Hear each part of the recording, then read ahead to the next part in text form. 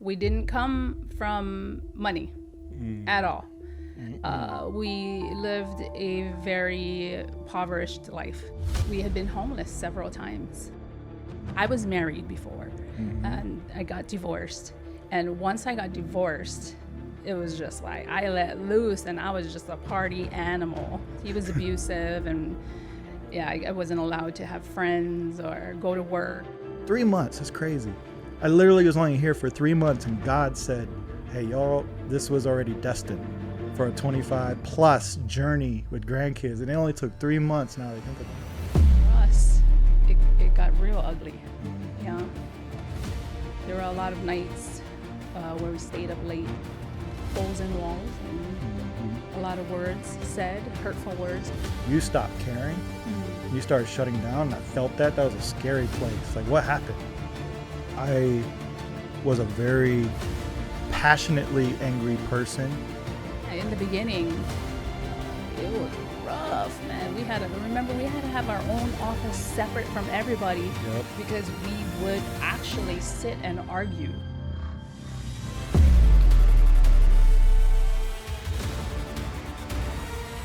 No matter what I said, no matter what communication style I tried, it was a fight to be heard. So here we are today. It is my honor. It is a blessing. It is like, I'm just nervous because she knows everything behind the scenes, and this is an open floor.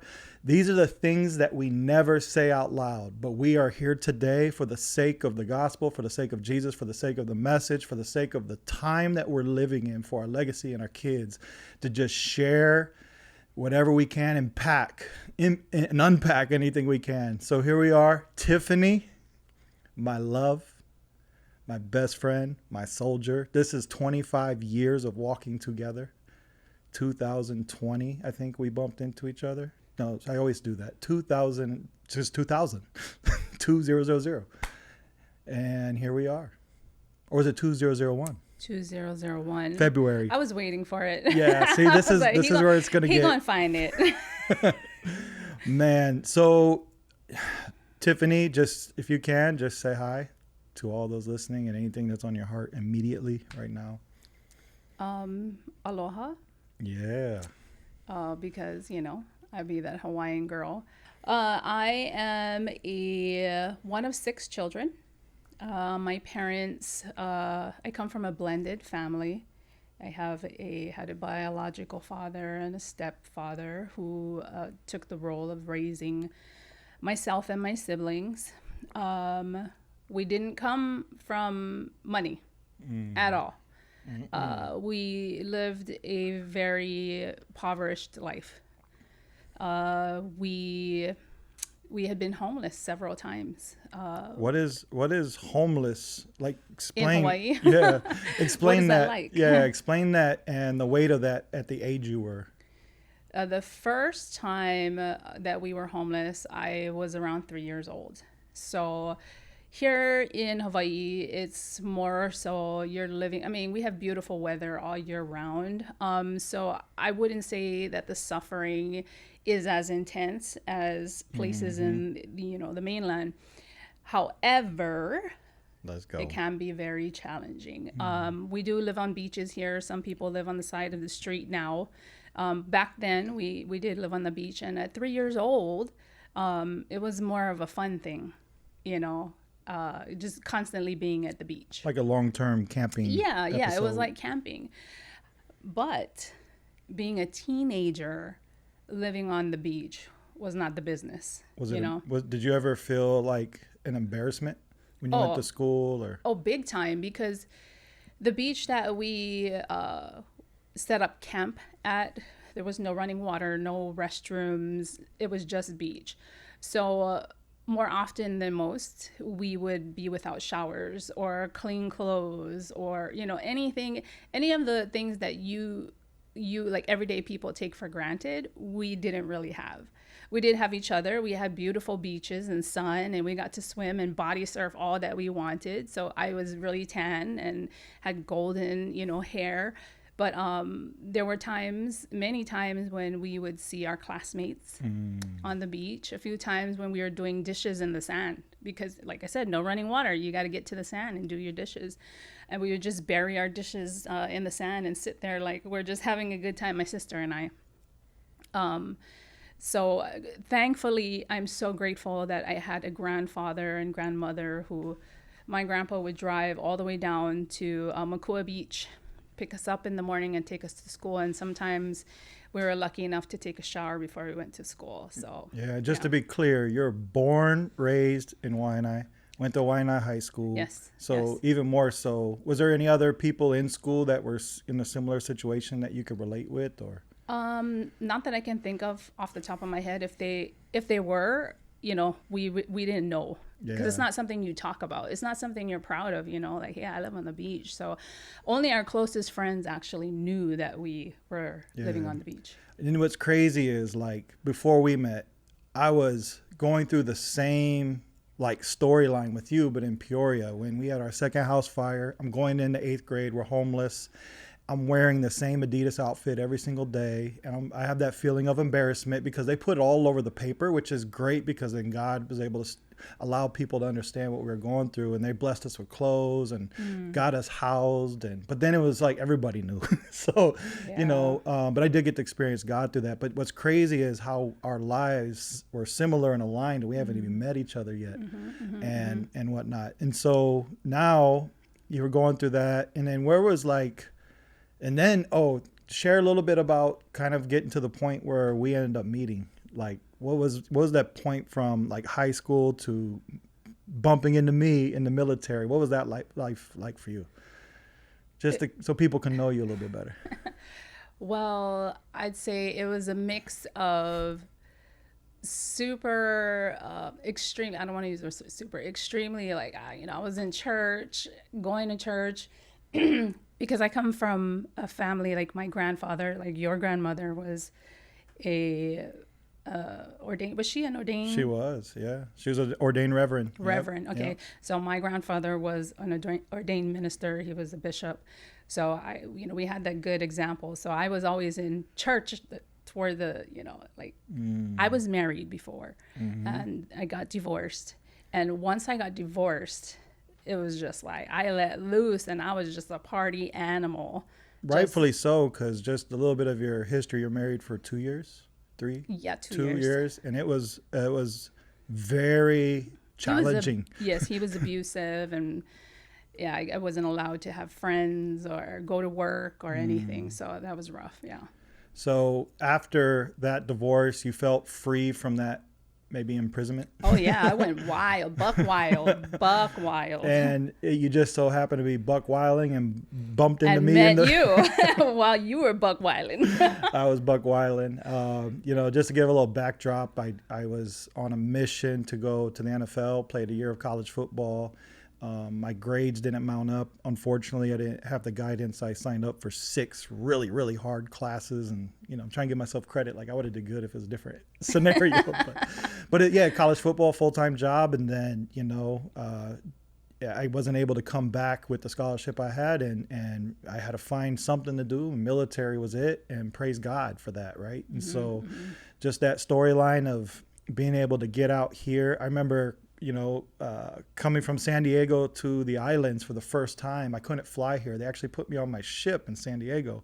So I had to take a 2-week trip. And I remember thinking for 2 weeks, like how the excitement was building up to see the islands for the first time. But I couldn't fly over. I was coming in on a ship. And then I remember when we finally got there, everyone just dispersed and disappeared, and I was on the ship alone, where do I go? What do I do?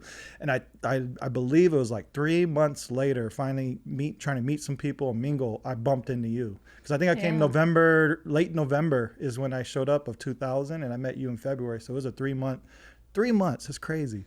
I literally was only here for 3 months, and God said, hey y'all, this was already destined for a 25 plus journey with grandkids. And it only took 3 months, now that I think about it, for us to bump into each other. So you got here in November? And then I met you in February. Late November too, so almost 2.5 months. Wow. That's quick. That is quick. There was no other time. And so bumping into you, I was in what were we, a military hotel like, I wouldn't Yeah, say it it was was a gathering, getting ready to go out Yeah, and party, yeah. because we're both in party We're mode. prepping. Yeah, we both were at a pivotal point where you were letting loose for your reasons, and for me, I was that golden child in high school. I didn't drink, I went to parties, and so, but I wouldn't involve into getting intoxicated with drinking and partying at that level. So for me, when I got to like military, I was at a point where I'm gonna let loose. I feel like I failed at football, and so Oh, let loose you did. yeah, we were like both let loose, like, let loose Yeah, mode, right? And yeah. so I remember, and maybe you could talk into this a little bit too, is like, it's one thing to like bump into the most beautiful woman you've ever seen. You think that? Yeah, 'Cause you know you was- I didn't you feel know you like, was hot. No, but I didn't feel like you felt that way. It's kind of Hey, like I didn't that's exist. that's how we play game. I You know? had Like- to, I had to do a few things to get your attention. yeah, but thankfully I don't have game, but I just I think what really woke my spirit up, and you let me know if you recall this moment. We were at the Arizona hotel. We were on, I think, 15th floor or something. We were way up there. We went It was out. at night. It was at night, and we went out, and there's a railing, and just kind of looking out the ocean and the sky and the harbor. And I remember, like, I don't know what sparked the conversation, but we started talking about our faith with some drink in our hand, and maybe a cigarette. And I don't some know. smokes. Yeah. But like, I forget what started it, but to me, that was like, I didn't, so far being on the islands, I wasn't able to open up about my faith yet. And my history up to that point is just so impacted by faith. It's like Right. 90% of my life, and the other 10% is like, I'm going to wild out, or football and career. But Yeah. like, it was so meaningful to me. And when you and me were sitting there, and I'm like, do you remember that moment?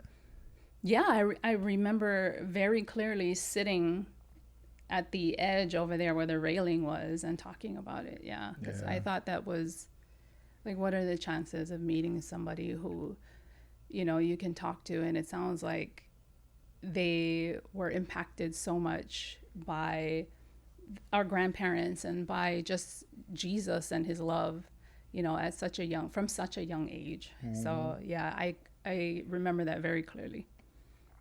Man, and what's crazy is here we are from that date, probably, let's just say it's 25 years later. 25 years later, 4 kids, all 4 married, 13 grandkids. All 4 married. That's wild. Yeah, because we could say that now. Yeah. We just had one, our youngest just recently get married. So here we are, we're in like, what do you call this area of life? We're like some OG wisdom truth carriers of experience and walking through it, tasting it, touching it, smelling it. What do you call this? Like, it's like all we want to do now, I feel like, is give back, right? Wisdom, truth, give back, love that we never got to experience. So you just see everything from a different view, right? Yeah, yeah. You want to share a little bit about being in this season of life? Well, I think you said it, you hit it right on the head. Like, we are definitely in that season where, it's kind of like the age that we're at, we as grandparents, we have an opportunity to kind of like do things the right way. And not just grandparents, but as parents too, because of all the things that we have been through. And like I was sharing with, I can't remember who I was talking with, but I don't go around saying or just volunteering all of this information, because I'm just not that type of person. But if you come and sit down with me and you ask a few questions, it was our son. Yeah. I have a lot to share. I have a lot of things to share. So I think that's just where we are. We have been through. I don't want to say that we've been through so much, but more than most. Yeah. In the United States, anyway. And I think it would be. For lack of a better word, like a sin to not share it. Yeah. When you have so much, you have to share. Yeah. You can't hold that all for yourself. Yeah, and I've, as a husband, all the years of Mr. I think I know it all, I realized and learned, and because of what you just said, you're not a volunteer of like truths and wisdom unless you kind of, ask the right questions, and you would love to give back. But I've learned once you unlock that door, like it's like you're speaking straight to the Holy Spirit. Sometimes you like blow me away with some of the wisdom that comes out. And so I've learned to like really listen now, or try to unlock those doors like our son did. He was just asking the right questions and unlocked the door. Yeah, he really was. And, as we've grown in marriage, I've learned that especially with me, and this is for husbands, that, when you have somebody who's witnessing your whole life, sorry, that's a big term, but 25 years of your life in this adult age, for me anyway, a lot of times that witnessing and that experience, their viewpoint is so vital, whether you like to hear it or not. It's like, that's what I've learned to this day, is like how important it is really to listen to what you're saying about me versus where I used to get so defensive, right? Oh.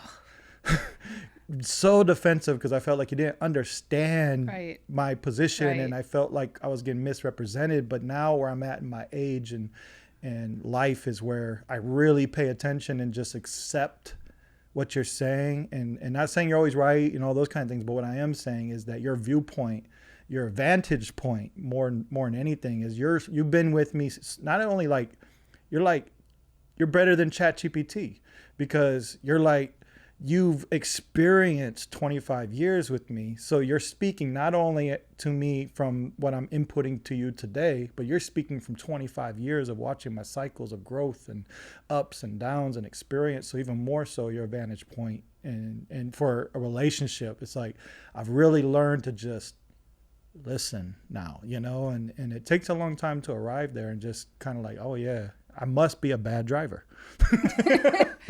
But you really are a bad driver. Anybody who has sat in the passenger seat with you knows that. But yeah. I have to say that within the past 6 months of our time together, it's been amazing seeing you kind of like bloom into this amazing man that I knew you could always be. It's crazy. Yeah. So 24.5 years it took to get there. Hey, we're getting somewhere, right? We're getting somewhere.